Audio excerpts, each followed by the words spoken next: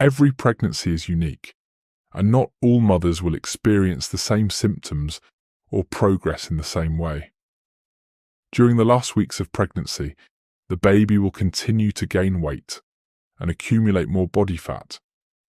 As the baby grows larger, the uterus expands, and the mother may experience increased discomfort, especially in the lower back, pelvis, and abdomen. In preparation for birth, the baby may experience position changes, such as shifting from side to side or rotating within the womb. Most babies settle into a head-down position in the mother's pelvis, with their head closer to the birth canal.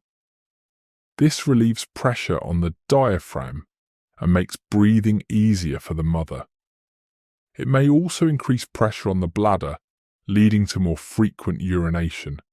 This position, known as cephalic presentation, is considered ideal for vaginal delivery.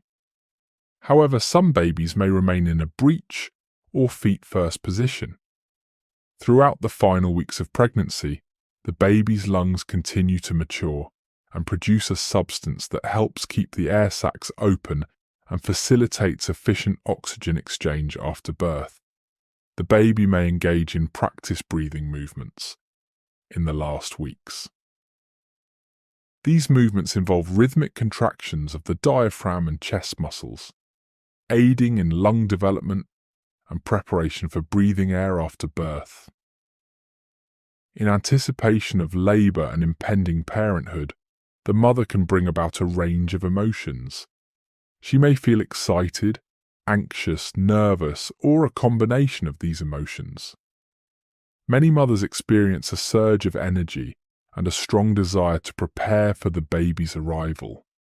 This is commonly referred to as the nesting instinct. She may have an intense urge to clean, organise, and set up for the baby.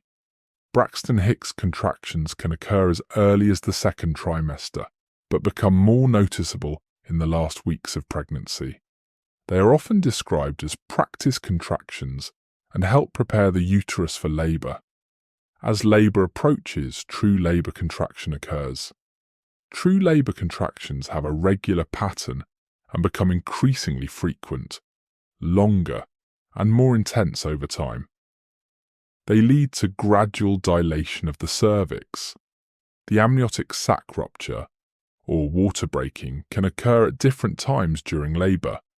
It may rupture on its own without any intervention, or if the amniotic sac hasn't ruptured naturally, the healthcare provider may intentionally rupture the amniotic sac using a sterile instrument called an amniotomy hook. The relaxin hormone in the body helps soften and loosen the ligaments and tissues in the pelvic area.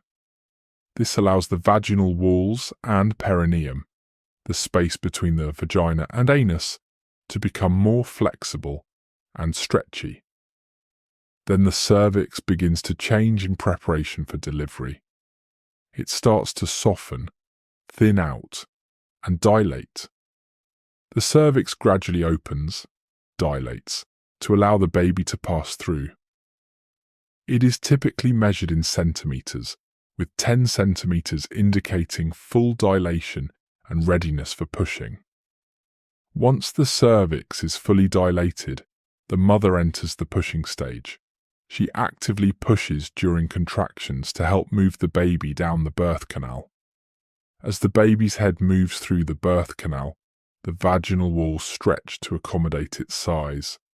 The vaginal tissues are designed to be elastic, allowing for significant stretching without causing permanent damage. Sometimes a healthcare provider may perform an episiotomy to facilitate the baby's birth and prevent severe tearing. This is a surgical cut in the perineum to enlarge the vaginal opening. However, episiotomies are not routine and are typically only done when necessary. During the pushing stage, the baby's head emerges first, followed by the rest of the body. The baby's shoulders rotate to align with the pelvic outlet, allowing a smooth passage through the birth canal. After being born, The baby's respiratory system undergoes significant changes as the baby transitions from receiving oxygen through the placenta to breathing air independently. The umbilical cord is clamped and cut, separating the baby from the placenta. This is usually done once the cord has stopped pulsating to ensure the baby receives the maximum amount of blood and nutrients from the placenta. The mother will continue to have contractions to deliver the placenta. This stage is typically shorter and less intense than the previous stages of labour. The healthcare provider evaluates the baby's condition, including